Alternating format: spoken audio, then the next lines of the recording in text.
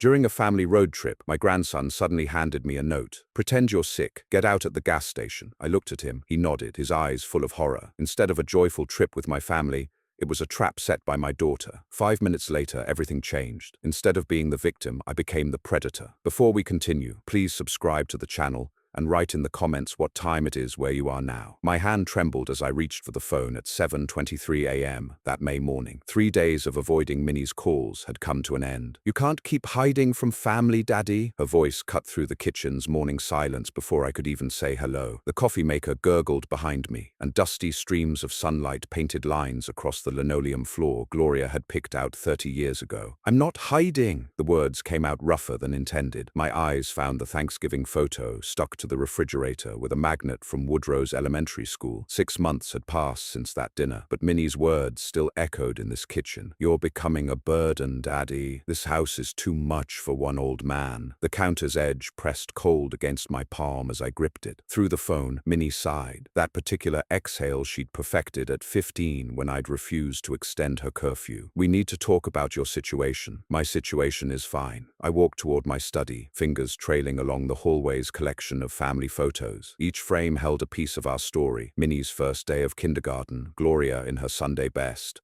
Woodrow's Little League championship. The floorboards creaked under my weight, a familiar song this house had been singing for decades. "Daddy, please, Orin and I have been discussing options." Her voice carried that practiced patience she used with difficult insurance claims at work. In the background, I heard morning news and the clink of dishes. She was calling from her breakfast table, the one Gloria and I had given them as a housewarming gift. My late wife's picture sat on my desk, taken just months before the stroke stole her from me in 2019. Her smile still held that spark of mischief, the one that had made me fall in love with her at a faculty mixer in 1978. I picked up the frame, thumb brushing dust from the glass, and sank into my reading chair. The leather groaned, shaped by decades of my body settling into the same spot each evening with a book and bourbon. Alternative living arrangements. Orin's phrase from Thanksgiving slithered back into my mind. He'd said it while carving turkey, casual as discussing weather. Woodrow had stormed out when they'd started listing nearby facilities with excellent memory care units and social programs for seniors. The boy slammed his door so hard, Gloria's china rattled in the cabinet. "Are you listening, Daddy?" Minnie's tone shifted, artificial sweetness coating her words like drugstore frosting on a stale cake. "We want to make things right." I studied my hands, teacher's hands, now spotted with age like pages from old textbooks. These hands had written thousands of lessons on blackboards,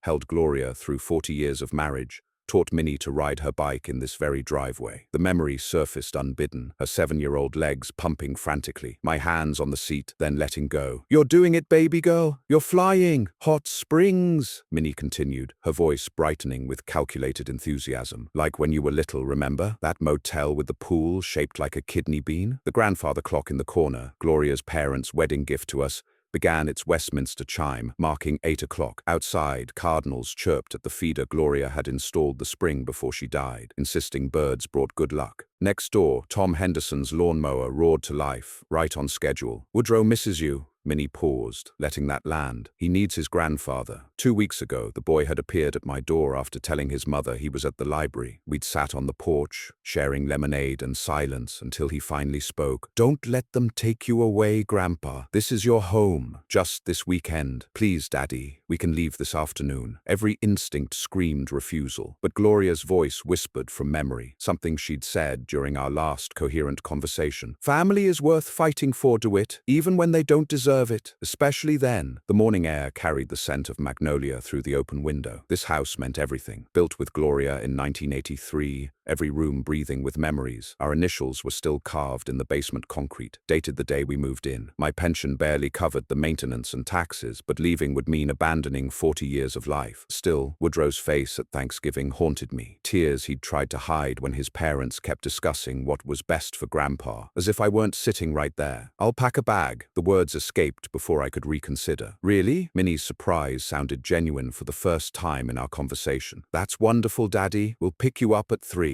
After hanging up, my free hand drifted to the desk drawer where my service revolver lay wrapped in oilcloth. Korean War, 52 to 54. though I rarely spoke of those frozen months. The metal felt cold through the fabric. I closed the drawer, leaving the past where it belonged, and turned to Gloria's photo. "Help me know what to do, baby." The doorbell rang. Etta Washington's familiar rhythm, 2 quick rings followed by a pause. Through the window, I saw her holding a basket, steam still rising from her fresh biscuits. Every Friday since Gloria's funeral, faithful as sunrise. But I didn't move to answer, not yet. Something told me I needed this moment of stillness before whatever storm my daughter was bringing to my door. The phone receiver remained in my hand, its weight suddenly significant. Etta's biscuits would be cooling on the porch, but my feet stayed planted on the worn carpet. 8:47 a.m., according to Gloria's kitchen rooster clock. Each step toward the door felt deliberate, measured, like walking through water. "Do it, Reed. You look like you've seen a ghost." Etta pushed past me the moment I opened the door, her small frame moving with the authority of someone who'd earned the right to ignore social niceties. 65 years old, but fierce as a woman, half her age. Grey cornrows, neat as always, reading glasses bouncing on their chain against her chest. She set the basket on the counter and poured herself coffee without asking, using Gloria's favorite mug, the one with cardinals painted around the rim. Minnie called. I sat across from her at the kitchen table where Gloria and I had shared 10,000 meals. "I know that look." Etta's eyes narrowed behind her glasses. "Same one you had when the school board tried to make you retire early. What's that girl of yours planning now?" We moved through the house as I talked, Etta following with her coffee. The living room held Woodrow's kindergarten handprint preserved in clay, painted green because he'd insisted dinosaurs were green. Along the hallway doorframe, pencil marks climbed from 1985 to 2010, Minnie's height through the years, then Woodrow's starting when he could barely stand. My study overwhelmed with its 2,000 books, teaching awards gathering dust, Minnie's college graduation photo where she still looked at me with uncomplicated love. "She wants to take me to Hot Springs. Family weekend," she says. Etta snorted. "That child hasn't taken you anywhere in 6 months.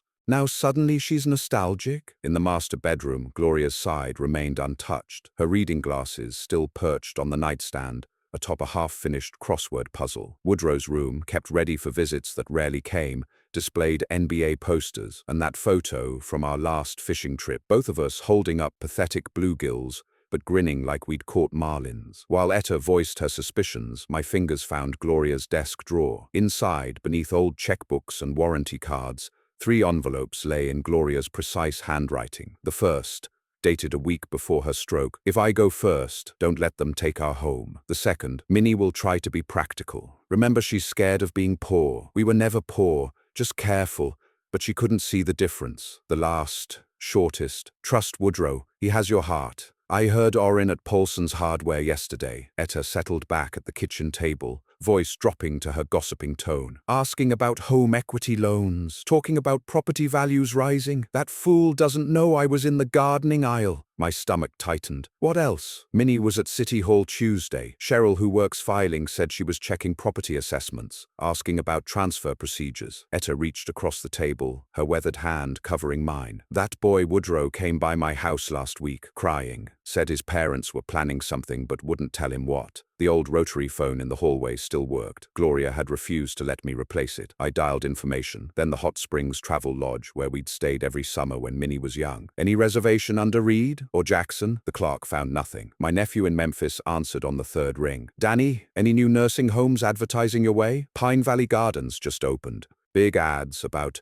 compassionate memory care and dignified transitions." "Why are you asking, Uncle D?" After hanging up, I stood before the wall, safe hidden behind Gloria's painting of the Arkansas River. Inside, our wills leaving everything to Minnie, insurance policies, the deed to this house. The emergency fund had $3,200 bills, saved over decades for catastrophes Gloria insisted would never come. Her wedding ring sat in its velvet box. I'd been meaning to give it to Woodrow on his 18th birthday. At the back, covered in dust, that little recording device I'd bought to dictate my memoir, the one I never started. "You going to fight this?" Etta asked from the doorway.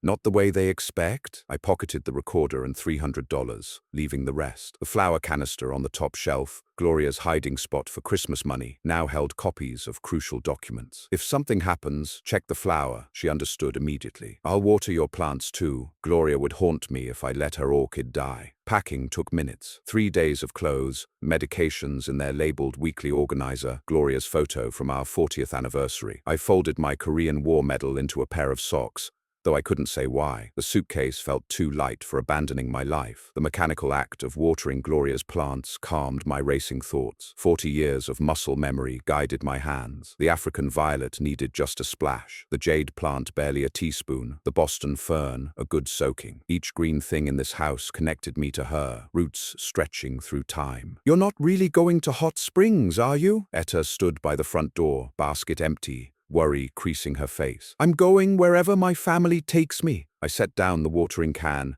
straightened my shoulders, the same motion from decades of entering classrooms. "But I'm coming back. One way or another, I'm coming back." The familiar rattle of Orin's minivan approached, that loose heat shield he kept saying he'd fix banging against the undercarriage. 3 o'clock exactly. Minnie had inherited Gloria's punctuality if nothing else. "You got my number memorized?" Etta asked. "Since 1994. Use it." She squeezed my arm once, firm, then retreated to her porch, pretending interest in her already immaculate petunias. But I saw her watching, bearing witness to whatever came next. The minivan door slid open with its characteristic squeak, revealing 3 faces through the tinted glass. 3:07 p.m., Minnie's punctuality slipping already. My hand tightened on the suitcase handle, leather worn smooth from decades of occasional trips. Etta watered her plants with unusual attention, her eyes catching mine once before returning to her petunias. Orin jumped out too quickly, stumbling over his own feet in his rush to appear helpful. His recovery was awkward, hands shooting out for balance, though nothing was near enough to grab. "Do it! Looking strong as ever!" His voice pitched higher than normal, the false cheer of a salesman who knows his product is faulty. Minnie stayed in the passenger seat initially, adjusting her makeup in the mirror, adding another coat of lipstick she didn't need. Through the windshield, I watched her take 3 deep breaths, the same preparation routine from before her high school debate competitions. Finally, she emerged, smoothing her skirt, that practice smile spreading across her face. Woodrow remained in the back, earbuds firmly in place, staring at his phone screen. But the screen was black. I could see its dark reflection in the window. He was avoiding eye contact, playing his part in whatever script his parents had prepared. "Hi, Daddy." Minnie's hug enveloped me in suffocating perfume, something expensive and floral that would have made Gloria sneeze. Her arms barely touched me, hovering like she was embracing a cactus. The kiss aimed for my cheek missed, catching my ear instead. She pulled back quickly, wiping lipstick from my skin with her thumb. Orin's handshake came next, too firm, his palm slick with perspiration despite the mild May afternoon. He held on too long, pumping my arm like he was trying to draw water from a well. "Ready for a great weekend?" "Hey, Grandpa." Woodrow's greeting barely carried from the van's depths, but something in his tone made me look closer. His eyes flicked up for just a moment, alert, warning, afraid. "Let me get that." Orin lunged for my suitcase with excessive eagerness,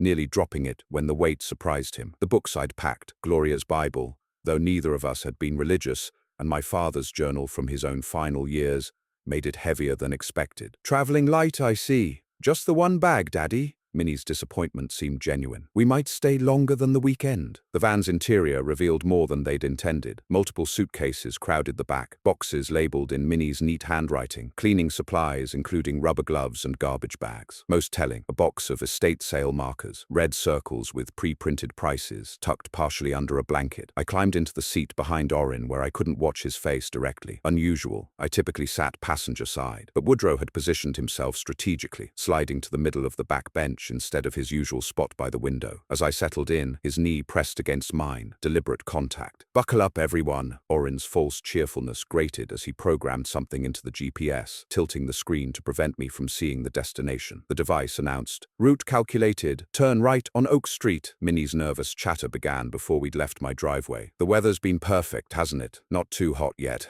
Remember how hot it got that summer when I was 12? And the traffic shouldn't be bad on a Thursday. We're avoiding all the weekend travelers." The radio played NPR's afternoon news, Gloria's constant companion during her cooking. Minnie reached over immediately, switching to an oldies station, something more upbeat for a road trip. As we turned onto Highway 67 north, my internal compass started screaming. Hot Springs lay west on Highway 70. I'd driven that route 50 times with Gloria and young Minnie, could navigate it blindfolded. This was wrong. "Taking the scenic route," Minnie announced without being asked, her voice cracking slightly on scenic. Orin found this beautiful drive online. Woodrow's movement beside me was subtle but intentional. He kept tapping his phone, typing something in his notes app. Then, with practiced clumsiness, the kind teenagers perfected to seem accidental, he tilted the screen toward me. The words were clear. "Do not drink anything they give you." Before I could react, he'd pulled the phone back, deleted the message, and started scrolling through sports scores. A minute later, he dropped his pencil, bending to retrieve it from the floor. His hand brushed my pocket, and I felt the soft crinkle of paper being deposited. "Remember our trips when you were little, Daddy?" Minnie had shifted to face me, her smile too wide. "That little ice cream shop that had the cone-shaped building? You always got butter pecan?" "It closed in 2003. My voice came out flat, factual. Professor Reed stating historical record. "Oh,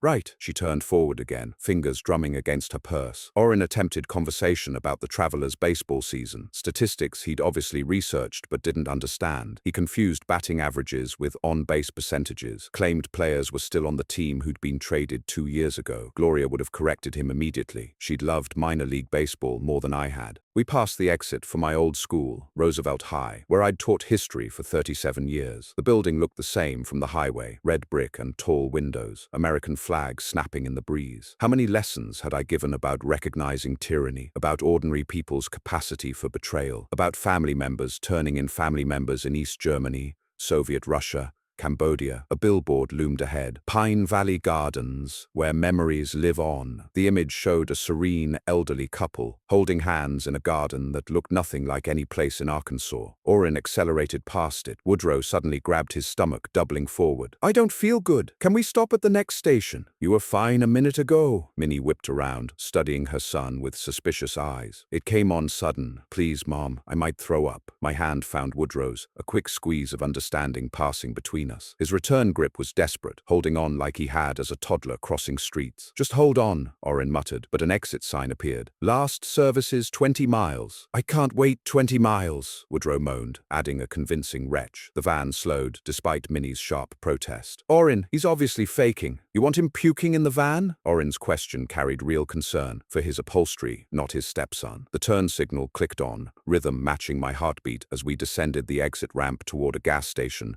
that might offer more than just a bathroom break. The exit ramp curved ahead like a question mark, Minnie's sharp protest still hanging in the air between us. 4:15 p.m., May 15th, and my fingers found the paper Woodrow had slipped into my pocket while he continued his performance, hands clutching his stomach. The van slowed reluctantly, Orin muttering curses I'd heard before but never from family. That night passed in fragments. Minnie's forced cheerfulness at dinner, stabbing at her salad while discussing tomorrow's adventure. Orin checking his phone every 10 minutes, screen brightness illuminating his worried face in the dim restaurant. Woodrow pushing food around his plate, creating patterns in his mashed potatoes while his parents debated routes. The motel room, 2 beds, Woodrow and I in one, them in the other, television droning to mask the silence. I didn't sleep, neither did Woodrow. We lay there, grandfather and grandson, listening to Orin's snoring and Minnie's restless turning. At 5:47 a.m., May 16th, Orin was already loading the van, fog thick on the parking lot like a premonition. Coffee from the vending machine tasted like regret mixed with motor oil. My toothbrush was already packed, though I hadn't packed it. Someone had counted my medications. The pills reorganized in their weekly container, Tuesday and Wednesday reversed. Small violations, but violations nonetheless. Walking to the van, I calculated 42 years in that house, 15,300 days, give or take. Each step across the damp asphalt took me further from everything Gloria and I had built. My mental catalogue ran automatically. 3rd floorboard from the left in the hallway creaked at night. Bathroom window stuck unless you lifted while pushing. Spare key under the ceramic frog Gloria bought at a yard sale in 1987. What I was leaving behind pressed against my chest. Gloria's roses would need pruning by June. My father's tools hanging in the garage where I'd last used them to fix Woodrow's bicycle. 2,000 books arranged by subject and then by author. The photo I'd secretly tucked into my jacket. Gloria holding baby Minnie in 1983, hospital bracelet still on her tiny wrist, lay against my heart. The house key weighed heavy in my pocket. They hadn't asked for it. That told me everything.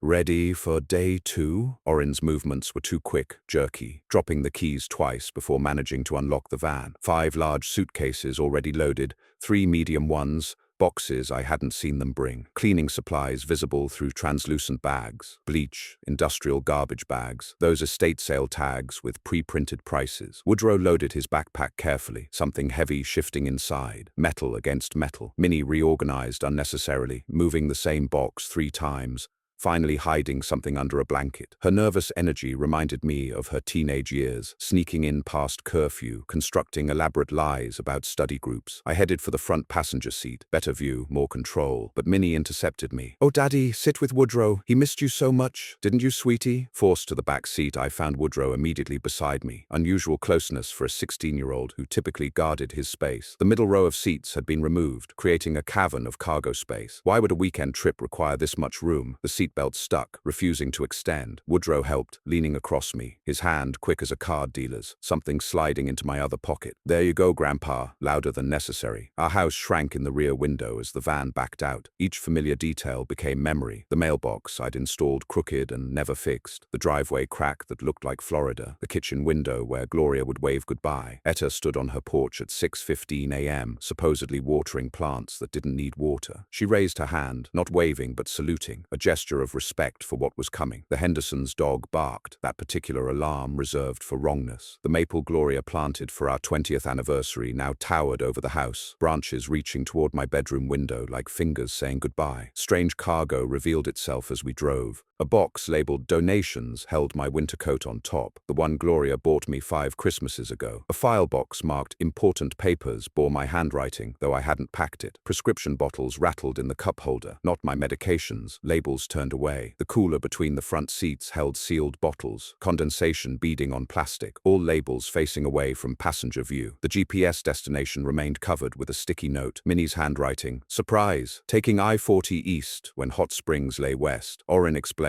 "Construction on the direct route, remember? No construction signs appeared, no detour warnings, no orange cones. A billboard slid past, Memphis 134 miles. Then another, Pine Valley Gardens, where memories live forever, showing that same serene couple from yesterday, holding hands in an impossible garden." Woodrow's nervous behaviors spoke volumes. He tapped his phone, but I recognized the red recording light. Earbuds in, but no music playing. I could hear his breathing, controlled, counting. He kept accidentally brushing my hand, Morse code against my palm. 3 short, 3 long, 3 short, SOS, learned from a history lesson about the Titanic. He showed me his phone screen briefly, a map showing our real route, the blue line heading steadfast toward Memphis. "Everyone comfortable?" Minnie turned around as we passed the city limit sign. "Little Rock, thanks for visiting." Her eyes met mine in the mirror for just a moment before she looked away, unable to hold the gaze of the man who'd taught her to tie her shoes, to ride a bike, to stand up for what's right. "It's going to be a long drive." Oren accelerated to 75, speedometer needle climbing like blood pressure. Woodrow suddenly straightened. "I need to use the bathroom." "You just went." Minnie's voice pitched toward hysteria. "It's urgent." He grabbed his stomach again, method acting learned from years of avoiding school presentations. A green sign appeared like salvation. "Exxon. 2 miles." I felt the second item Woodrow had slipped me. Smooth, rectangular, the familiar shape of a phone. Not mine, but programmed and ready. The boy had thought of everything. The exit approached. Oren's hands tight on the wheel. Minnie already protesting what hadn't happened yet. Oren's knuckles went white on the steering wheel as we passed the Exxon, without slowing. "You can wait," he muttered, eyes fixed ahead like a man driving toward his own conscience. 9:30 a.m. now, May 16th, 45 miles from Little Rock and everything I'd ever known. The landscape transformed around us, city to suburbs to rural Arkansas, that particular emptiness of small towns surrendering to highways. Other cars passed carrying normal families toward legitimate vacations, children watching tablets, couples sharing coffee, dogs with heads out windows tasting freedom. I counted mile markers like rosary beads, calculating the distance from home. 97, 98, 99, each number a small betrayal. Radio stations flickered as orange channels surfed, switching whenever news came on, afraid of amber alerts or weather reports or anything that might wake his conscience. The temperature climbed with the sun, air conditioning struggling, windows fogging with our collective anxiety. Sweat beaded on Oren's neck, dropping onto his collar like guilty rain. Minnie's act was deteriorating faster than her makeup in the heat. Foundation cracked along her smile lines, mascara gathering in the corners of eyes that wouldn't meet mine. "Remember when we went to Hot Springs when I was 7? Her voice climbed octaves with each reassurance, a violin string tightening toward its breaking point. "You were 9, I corrected, and it was Eureka Springs. You were scared of the Christ statue." She flinched, recovered, tried again. "Right, Eureka Springs, the hotel with a..."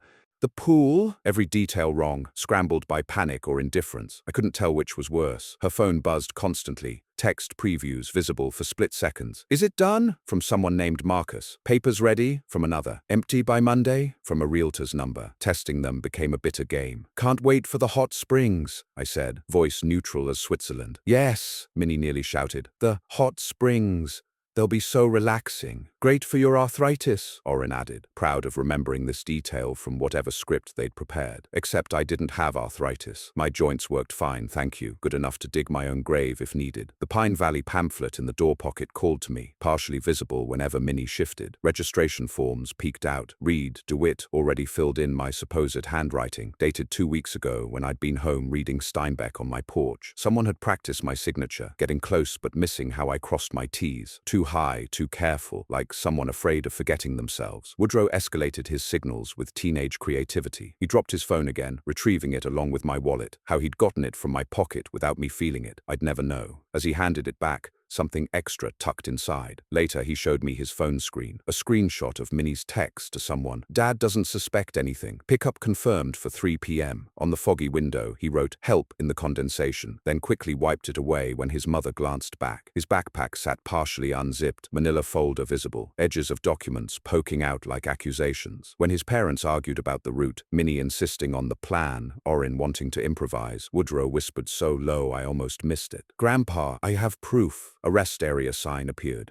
salvation measured in picnic tables and vending machines. I need to stretch these old legs, I announced, playing up the age card they'd dealt me. We're making good time, Orin protested. Let's keep going. Daddy, we'll stop in a bit. Minnie turned, smile bright as a used car salesman's. Here, have some water. The sealed bottle felt wrong, cap loose, safety seal broken and reglued. I pretended to drink, then accidentally spilled it on my shirt. These old hands, I apologized, watching Minnie's face relax. Whatever was in that water would stay in that water. Physical discomfort accumulated like compound interest. The back seat, designed for children or teenagers, offered no lumbar support for 67-year-old bones. My legs cramped from the unnatural angle, knees pressed against Orin's seat. He drove aggressively, sharp turns that threw me against the door, sudden stops that jerked me forward, accelerations that pushed me back. They wanted me uncomfortable, compliant, ready to agree to anything for relief. The Memphis revelation arrived with a highway sign. I-40 merged into I-55 South, the confluence of rivers taking us away from any pretense of hot springs. Memphis 89 miles might as well have read Abandon Hope. Daddy, we're taking a detour. Minnie's announcement came pre-packaged with false cheer. Visiting Orin's mother first. She's excited to see you, Orin added, forgetting his own mother's funeral 3 years ago, which I'd attended, which I'd helped pay for when his business couldn't cover the costs. The look they exchanged in the mirror, panic, quick recalculation, smooth recovery, told me they'd forgotten their own lies. Minnie covered, I meant his aunt, his mother's sister. You remember Aunt? Patricia, Orin supplied. Patricia, Minnie echoed, though Orin's mother had been an only child. My phone showed 47 missed calls from Etta, battery at 12%, charger packed in my suitcase in the trunk, another small cruelty. Woodrow slid his phone across the seat, casual as passing notes in class. Use mine, Grandpa, for games. While they argued about the route, Minnie consulting a wrinkled map, Orin insisting he knew the way, I typed quickly to Etta. Not going to Hot Springs. Track my phone. Memphis, Pine Valley Gardens. Send. Daddy,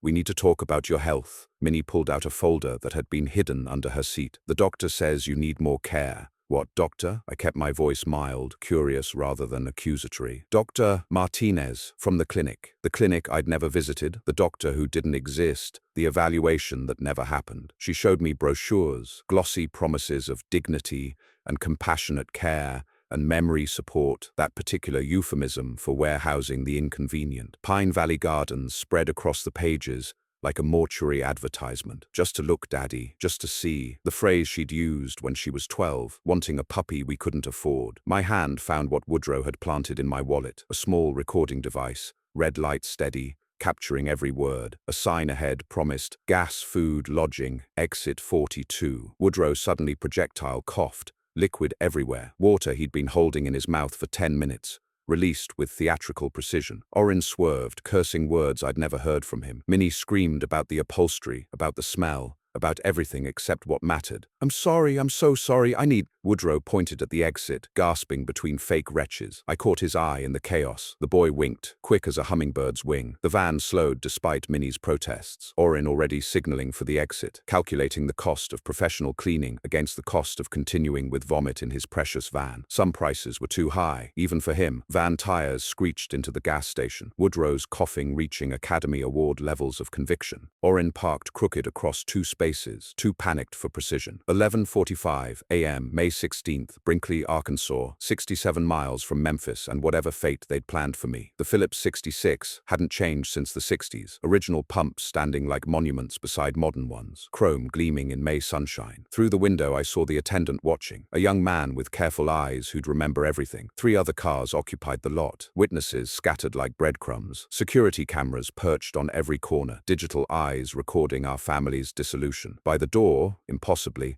a payphone still hung on the wall, receiver waiting like a lifted prayer. Chaos erupted the moment Orrin stopped. Woodrow stumbled out, hand clasped over mouth, performance so convincing I almost believed it myself. Minnie followed, maternal instinct warring with suspicion. "You're fine. Get back in the car." Orrin stood at the pump, credit card declining with a cheerful beep. He tried another, same result. Maxed out, all of them, the price of whatever scheme they'd invested in. He'd have to go inside, pay cash, leave the keys dangling in the ignition like an invitation. I noticed he'd forgotten the emergency brake. The van sat in drive, held only by his foot's memory. "I need the restroom too," I announced, moving before they could coordinate their response. Minnie blocked my path, 5'4" of determination in sensible shoes. "Daddy, wait in the car." At my age, when nature calls, it doesn't leave voicemail. I played up the frailty, letting my hand shake slightly, a performance within their performance. Woodrow doubled over with timing that would have made a Swiss watchmaker proud. "Grandpa, help me!" Caught between us, Minnie chose her son, rushing to him while shooting me a warning look that said, "Don't move." But I was already moving, shuffle-stepping toward the bathroom, like a man who'd forgotten his own strength. The bathroom door swung shut on its hydraulic hinge, and instantly Woodrow dropped the act. From his pocket came folded papers, a phone, and impossibly, a car key. His hands moved with practiced efficiency, a magician revealing the prestige. "Read this fast." The first note, penciled in his careful handwriting. "They're taking you to Pine Valley Gardens, memory care unit. Told them you have dementia. Papers already signed. House goes on market Monday." The second paper knocked wind from my lungs. Power of attorney documents. My signature forged with enough skill to fool a casual observer. The third item, Orrin's backup car key, felt heavy as a verdict. 3 months, Woodrow said, voice urgent but controlled. "I heard them planning for 3 months. They told school you're moving in with us. Cancelled your phone service starting tomorrow. Your neighbor called the police yesterday, but they said it's a family matter." His phone appeared. Video already cued. Minnie's voice filled the small space. "He won't even remember the house after a few weeks in the home." Orrin's response. "Power of attorney kicks in once he's admitted. We can start clearing out immediately." Minnie again. "The house sells for $400,000 minimum, maybe $450 in this market." Discussion of sedatives in the water bottles, 10 milligrams of something I couldn't pronounce. Plans to tell neighbors I'd chosen to move closer to family. Legal documents prepared by someone named Harrison who doesn't ask questions if the price is right. "Take Orrin's key." Woodrow pressed it into my palm. "There's a rental car place 2 blocks south. Enterprise. They know you're coming. I called yesterday, pretended to be you." The boy had thought of everything. "I'll fake being sick for another 20 minutes. Maybe 30 if I really sell it." From his wallet. When had he gotten his wallet? $300 in 20s. "My savings. Birthday money, lawn mowing, everything." He pulled my phone from his backpack, fully charged. Case slightly warm. "Etta's expecting you. She has a lawyer ready. A real one, not like Harrison." My hands shook, but not from age, from rage that burned clean and bright as Gloria's funeral candles. Her voice echoed from memory. "Family isn't always blood, DeWitt. Sometimes blood is just what you clean up after the real family steps in." Woodrow stood before me, 16 years old, but carrying himself like a man who'd chosen his side in a war. He'd risked everything to save me. His home, his parents' love, his comfortable life. This boy was more my grandson than Minnie had proved herself my daughter. "Grandpa," his voice cracked slightly. "I'm sorry I couldn't stop them sooner." "You stopped them perfectly?" I gripped his shoulder, feeling the tension there, the weight he'd been carrying alone. We performed our exit from the bathroom with theatrical precision. I stumbled out, looking weak, confused, one hand clutching my chest. "Minnie, my heart medication." She ran for the van, fake concern painted over real irritation. Orin stood inside the station, arguing with the clerk about his card, voice rising with each denial. Woodrow retched again, drawing his mother back to him. I walked toward the road, each step steadier than the last, age falling away like a costume I no longer needed. Behind the station, around the corner, past a dumpster that smelled of old oil and older dreams, the Enterprise sign appeared like a burning bush without the religious implications. Minnie's scream cut through the Arkansas morning. "Daddy!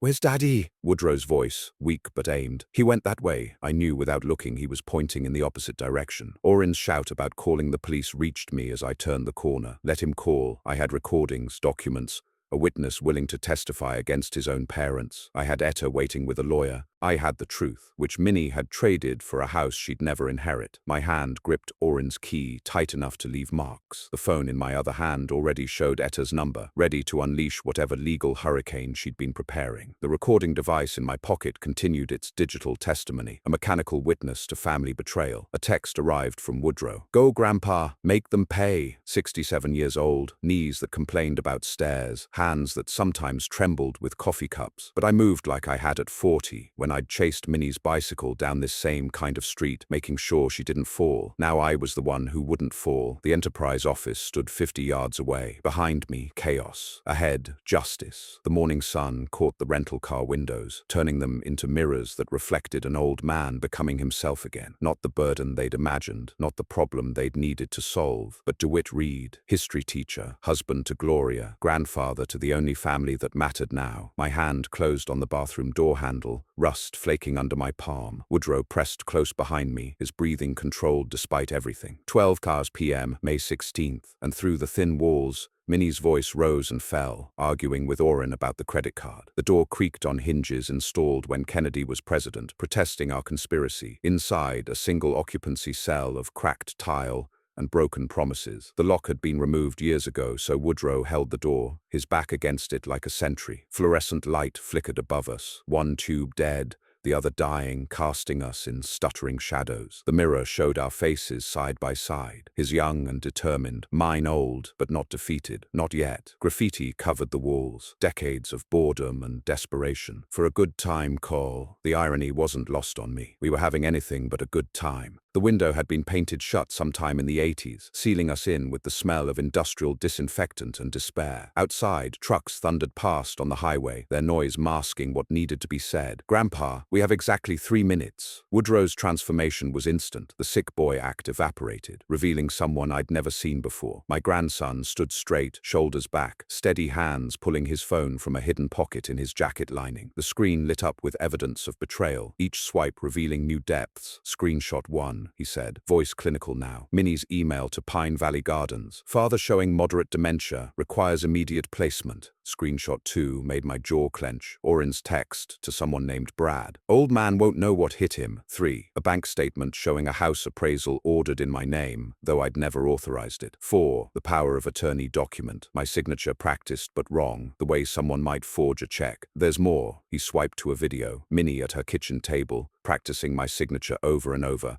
crumpling papers when she got it wrong. Audio came next, tinny through the phone speaker. "Once he's admitted, we can sell within 30 days. Clean out, fresh paint, on the market by June." From his sock, Woodrow pulled folded papers, sweat damp but readable. The admission form for Pine Valley, pre-signed, dated for tomorrow. A medical evaluation from a Dr. Martinez who didn't exist, declaring me incompetent. The house listing agreement, ready for Monday. Suggested price $420,000. A map with the route to Memphis, highlighted in yellow, marked one way in Orin's handwriting. "Started recording them after Thanksgiving," Woodrow said, speaking fast, aware of our ticking clock. "When Mom said you were becoming a burden, I knew something was wrong. You never burdened anyone in your life." His voice cracked slightly. "Installed a recording app on Mom's phone during dinner one night. Dad's passwords were all password creed 3. Found receipts for sedatives in the trash. They told my school I was visiting colleges this weekend." The boy's eyes met mine in the mirror. "They're not who I thought they were, Grandpa. Maybe they never were." Years of teaching had shown me transformation moments, when students suddenly understood not just facts, but truth. Woodrow had crossed that line. "You taught me about integrity," he continued. "All those stories about standing up for what's right. I couldn't shouldn't let them do this to you. Through the door, Orin's voice. Everything okay in there? Woodrow flushed the toilet, ran water, pitched his voice perfectly weak. Grandpa's helping me, Dad. He turned back, whispering urgently. Rental car place. Brady's Auto, 2 blocks south. Tell them you're Tom Wilson. I made the reservation yesterday. Called pretending to be you. From his wallet, a credit card appeared. Prepaid. Untraceable, $500 limit. More instructions tumbled out. Etta has a lawyer waiting. Marcus Johnson. Used to be her nephew's roommate at law school. Handles elder law. His hands moved to my wallet, slipping in the card. Your house documents are safe. I moved them last week when Mum was at work. They're in Etta's basement. Go out. Stumble. Hold your chest, he instructed. I'll create chaos in exactly 60 seconds. My hands found his shoulders, feeling the tension there, the weight of adult decisions on teenage bones. You're the grandson I prayed for, I said, meaning every word. When I'm 18, come find me. He pressed Orin's car key into my palm. Already copied. Of course he'd thought of that. Make them pay, Grandpa. For both of us. The bathroom door opened under my hand. I stumbled out, hand clutched to my chest, breathing hard but not from exertion, from rage, controlled and focused. Minnie rushed over, fake concern painting her face. Daddy, your pills! Need air outside? I gasped, shuffling toward the exit, each step calculated weakness hiding growing strength. Behind me, Woodrow's performance reached its crescendo, retching sounds that would have convinced a doctor. Then, his scream, "There's blood! Mom, there's blood!" Minnie shrieked, running toward the bathroom. Orin followed, cursing. I pushed through the exit door into brutal Arkansas sunshine, my stumble becoming a stride, then almost a run. Behind me, chaos. Ahead, freedom. The recording device in my pocket captured every second, building the case that would end their plans. Pavement burned under my feet as the stumble became a stride. 12:03 p.m., sun merciless overhead, and behind the gas station walls, Minnie's scream pierced the afternoon like a rusty nail through wood. Brady's auto rental sign wavered in the heat, faded blue and white, a beacon of escape 2 blocks south. First 50 yards, I maintained the stumbling act for anyone watching, hand on chest, steps uneven, playing the confused old man they'd tried to make me. Around the corner, out of sight, transformation came instantly. My spine straightened, finding the posture drilled into me at Fort Leonard Wood in 1952. Military habits never leave. I counted steps automatically, measuring distance, calculating time. 143 steps to Brady's door. Sweat ran down my back, but not from exertion. Rage, finally surfacing after months of suppression, heated me from inside. My pocket check confirmed everything. Recording device still running. 14 minutes of evidence now. Woodrow's phone solid in my hand, car key ready. Brady's auto rental occupied a converted gas station. One employee visible through grimy windows. Kid, maybe 20, focused on his phone. The bell chimed my entrance. Tom Wilson, I said, Woodrow's reservation name strange on my tongue. You have a car for me? Yeah, sure. The kid barely glanced up, sliding papers across the counter. Initial here, sign there. Silver 2018. Camry waited outside, anonymous as a ghost. Woodrow had thought of everything. Full tank, GPS disabled, his sticky note warned about tracking. Old-fashioned paper map in the glove compartment with the route home highlighted in green. 147 miles back to Little Rock. I pulled onto Highway 67, hands steady now, checking mirrors for pursuit that never came. Radio news droned, traffic clear on I-40 westbound. The speedometer held at 65, fast enough for progress, slow enough to avoid attention. First 30 miles dissolved in adrenaline. My hands gripped the wheel too tight, knuckles aching, checking mirrors every 10 seconds. No van, no police, nobody following. Following Woodrow's instructions, I powered off my phone, removed the battery, became invisible to their digital searching. Miles 31 through 70 brought the anger phase. 42 years of memories crashed over me like storm waves. Minnie's college. I'd worked summer school for 3 years to pay her tuition. Her wedding. We'd emptied our savings while Gloria was fighting cancer. Because Minnie wanted perfect. Every birthday remembered, every recital attended, every scraped knee kissed, and she'd called me a burden. That word burned like acid in my throat. At mile 71, a rest stop appeared. I pulled in, locked the doors, and played Woodrow's recordings through the car speakers. Each word another nail in the coffin of our relationship. Minnie's voice clear and cold. He's getting senile anyway. Probably won't even remember the house after a few months. Orin's response made my fists clench. Your inheritance will clear our debts. We can finally breathe. They'd discussed selling my library. 2,000 books collected over 40 years. Gloria's jewelry. Pieces I'd saved to pass down.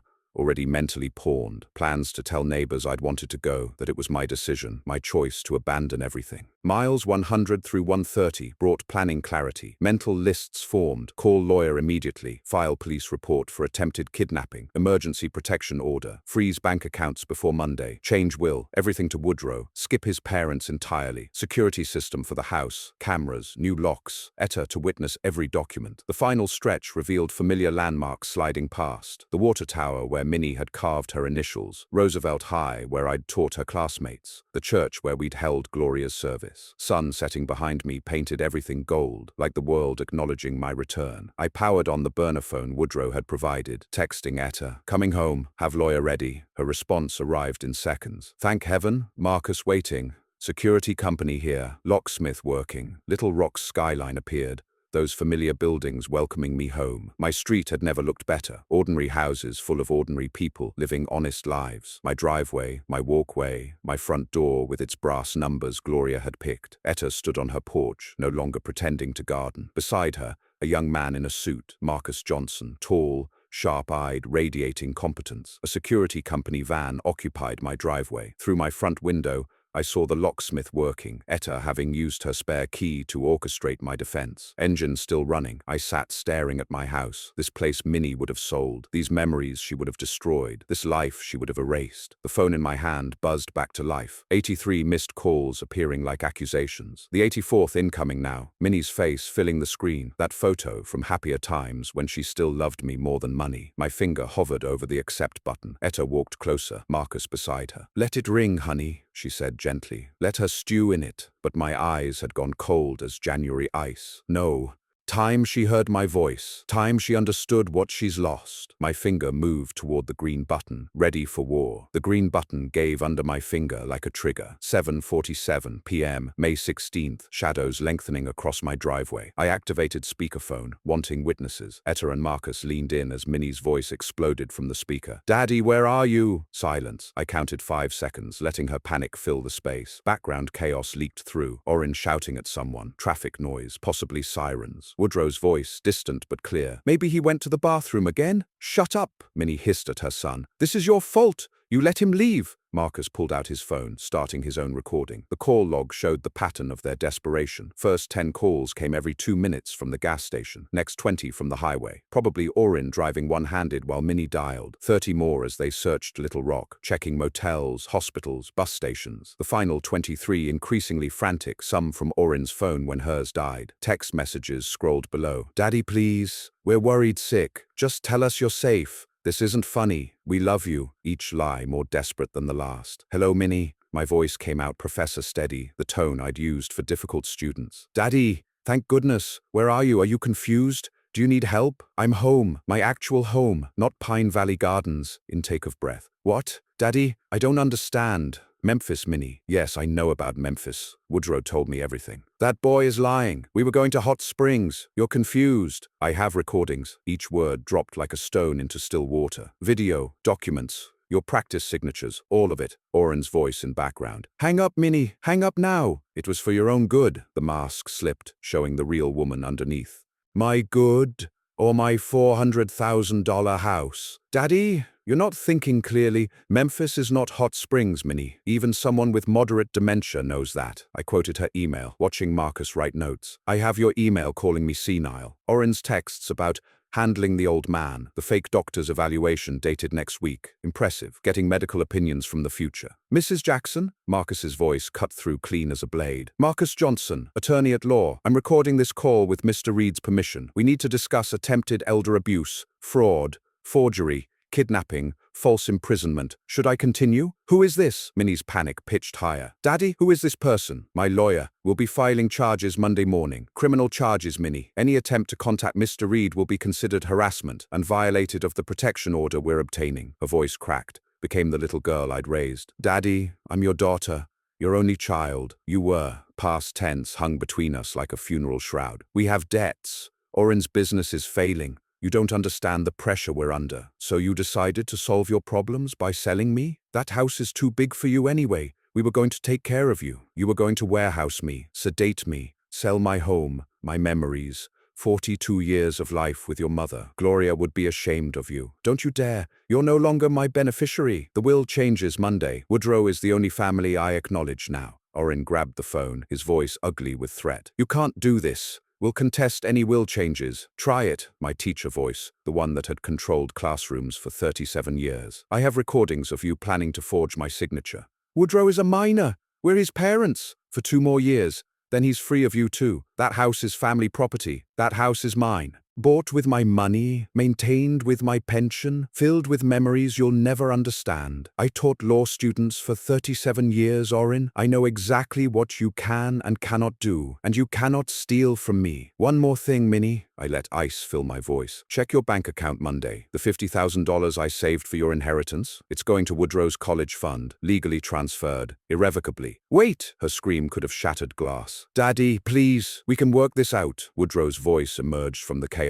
Mom, stop. It's over. Let him go. That boy, even now, even after everything, still trying to protect everyone. The line went dead. I stood in my driveway, phone warm in my hand, Etta's fingers gentle on my shoulder. Marcus wrote rapidly, documenting everything. Evening air cooled my face, carrying the scent of Etta's roses and the Hendersons' barbecue. Ordinary neighborhood life continuing around our family catastrophe. Sound of an engine, too fast for our residential street. Headlights swung onto our block like searchlights hunting escaped prisoners. Orin's van, that loose heat shield rattling like chains. Should I call 911? Etta already had her phone ready. Not yet. I squared my shoulders, found that military posture again. Let them come. I'm ready now. The van screeched to a stop behind the Camry. Through the windshield, I saw 3 faces. Minnie crying, Orin furious, and Woodrow in the back, his expression unreadable. They'd driven 3 hours in what, 2.5? Risking everything for one last attempt at control. Van headlights sliced through the growing darkness, tires screaming against asphalt as Orin parked at an angle that blocked the neighbor's driveway. 8:15 p.m., May 16th, and I still held the dead phone, Marcus's pen scratching notes in the yellow legal pad. Etta's fingers tightened on my shoulder. Should I call 911 now? A door slammed hard enough to echo off the houses, then another. Footsteps on my walkway, my property moving fast. Orin's fists found my new locks first,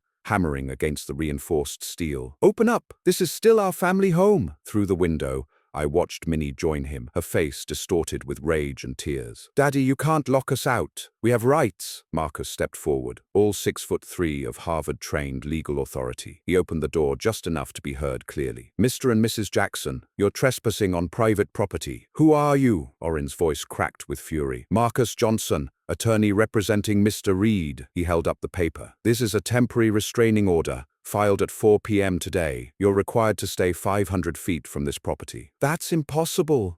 Minnie stopped herself, almost admitting to the attempted kidnapping. Blue lights appeared at the corner. Etta had called anyway, bless her. 2 officers approached, hands on their belts but not their weapons. The older one, Officer Chen, lived 3 streets over. He'd known Gloria. Folks, step away from the property. His voice carried the weight of authority and community. Mr. Reed, are you all right? Fine, officer. Just unwanted visitors. They left after more shouting, more threats. Orin's van peeling out and leaving rubber on my street. But I knew they'd be back. Desperate people always come back. At 2:47 a.m., I sat in Gloria's chair, the house quiet except for the new security system's soft beeping. Every betrayal lined up in my mind like evidence for trial. 42 years building this life, and they'd tried to steal it in 2 days. Dawn crept through the windows, painting the walls gold. A new day with new rules. Morning brought preparation. I showered, shaved, put on my best suit, the one from our 40th anniversary. Gloria's photo went into my jacket pocket, over my heart. Woodrow's college fund papers lay ready on the kitchen table. Coffee tasted stronger, or maybe I was just more awake than I'd been in months. At 7:15, my phone buzzed. Woodrow. Mom crying all night, Dad throwing things. Stay strong, Grandpa. Marcus Johnson's office occupied the 14th floor of the River Market Tower. All glass and ambition. 8:30 a.m. sharp. I sat at a mahogany conference table that cost more than my car. Marcus was younger than I'd expected. 34, he'd mentioned, but carried himself like someone who'd never lost a case. Mr. Reed, what we're about to do is irreversible. Once these documents are signed, there's no going back. Good, I said. Forward is the only direction I'm interested in. Etta sat beside me, witness to everything. Janet, Marcus's paralegal, prepared documents with mechanical precision. The current will spread before us. Everything to Minnie, written when she still loved me more than money. We're restructuring everything, Marcus explained. The house goes to Woodrow at 21, held in trust until then. Contents and personal effects. His immediately. The 50,000 in savings transfers today to an education fund. Minnie receives exactly $1, enough to prevent her from contesting on grounds of being forgotten. What if something happens to Woodrow? The thought chilled me. Secondary beneficiary is the Little Rock Literacy Council. Your wife was a teacher, correct? Gloria would have loved that. Perfect. More documents appeared. Power of attorney.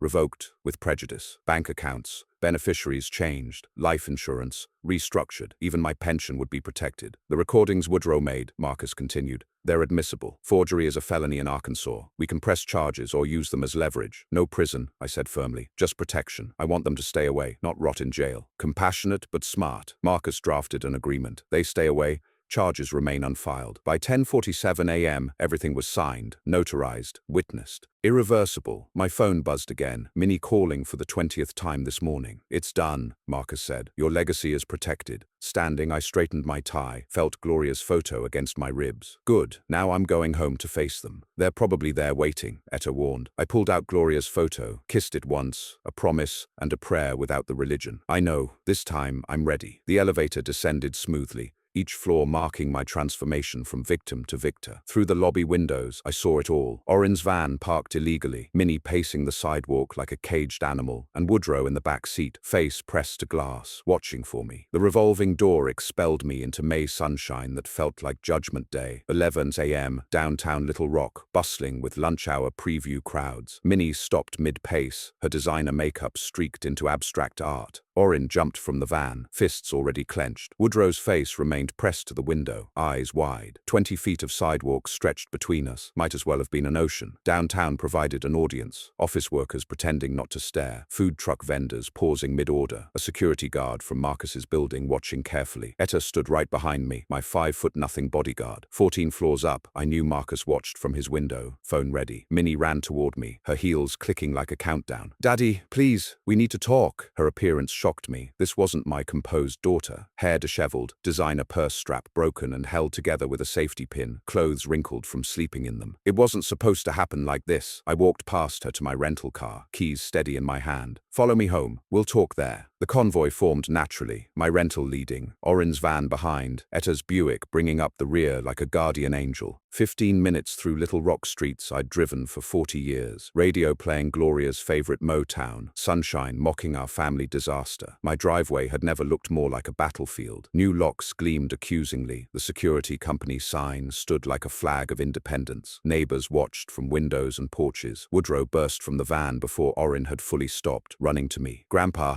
I'm sorry, I had to come. You never have to apologize for choosing right over wrong. Inside, muscle memory took over. I made coffee while everyone found their positions. Woodrow stayed beside me on the couch, our own alliance. Minnie and Orin dragged kitchen chairs into the living room, separation visible. Etta settled into Gloria's chair with my permission, completing our tribunal. The recording device came out first. Before we talk, I said, let's be clear about what happened. Minnie's voice filled the room. He's getting too old to manage alone. Then Orin. Once he's committed, we're home free. Discussion of sedatives, measured doses, the forgery practice sessions, plans for the house, the auction company already contacted. Each word another nail. Orin erupted from his chair. You can't prove anything. That recording is illegal. Actually, I said calmly, Arkansas is a one-party consent state. Woodrow was party to these conversations. We're his family. We have rights. He stepped toward me aggressively, but Woodrow stood up, placing himself between us. 16 years old, but suddenly ancient. Dad, stop. It's over. Get out of my way, son. No, Woodrow's voice carried no tremor. I'm not your son, if this is who you are. Grandpa taught me about honor. You taught me about greed. I choose him. The words hit Orin like physical blows. He stumbled back, found his chair, collapsed. Minnie broke then, completely. The bills, the debts, you don't understand. Orin's business is failing. We're behind on everything.